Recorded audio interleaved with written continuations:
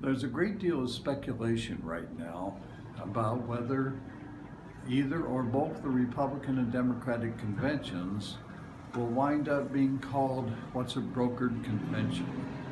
That is, where no candidate is able to win on the first ballot. What happens? That used to be a fairly regular occurrence in our history. Probably the most extreme example would be the Democratic Convention of 1924, where they took over 100 ballots to finally decide on a candidate, and it was a candidate that virtually no one had heard of. And he got creamed in the election by Calvin Coolidge. And in fact, if you look at the days of brokered conventions, out of the top 10 brokered conventions, only 3 of the eventual nominees came in with the most ballots. Not enough to win, but came in with a plurality.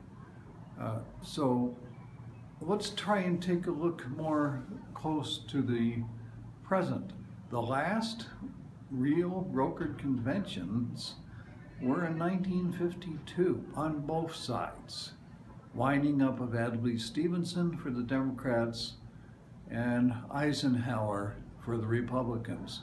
On both cases, the convention wound up making very good choices, but it took them a while to get there and to reach a consensus.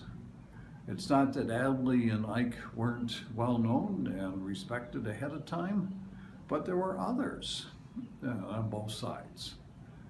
Since 1952, we've had only a few instances where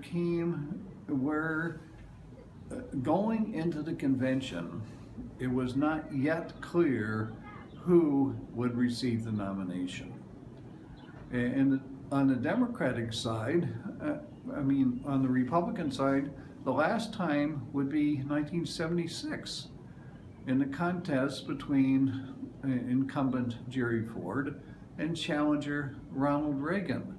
Before the convention, it was not clear who could win on the first ballot. Neither had enough to win. But by the time they actually took the first ballot, it was settled. And Jerry Ford had enough to win on the first ballot. On the Democratic side, the last time this took place would have been 1984 with Mondale.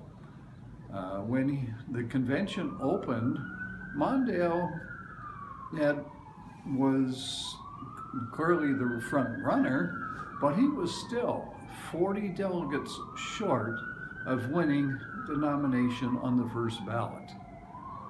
But by the time they actually got to the first ballot, his opposition had come to the conclusion that he was their best candidate and supported him. Since then, it's always been settled in the primaries before the convention. So we're in new territory here.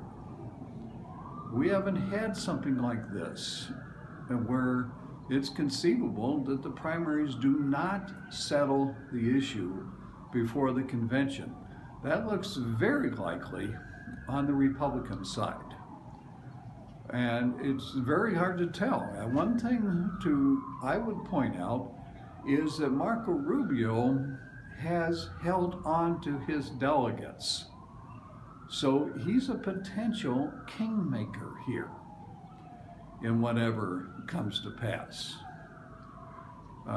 The others, he even has more delegates than Kasich so far. So on the Republican side, I'd say pay attention to what he may do. We have both Trump and Cruz saying neither one of them is sure they would be able to support the other if that's the nominee.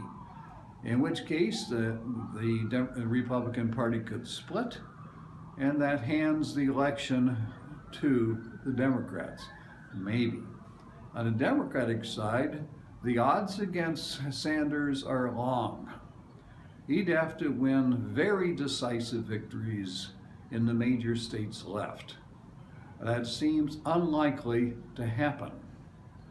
And that Hillary will be able to win on the first ballot. It's still not a given, but it's likely. But if she does, will she be able to gain enough of the support of those who backed Sanders to be able to win in the general election? And that's also in question right now. So this is where we are right now. It's very hard to predict how this is going to turn out, but that's a guesstimate.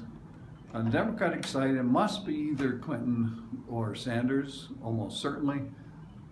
No one else that I see as a potential kingmaker at the moment.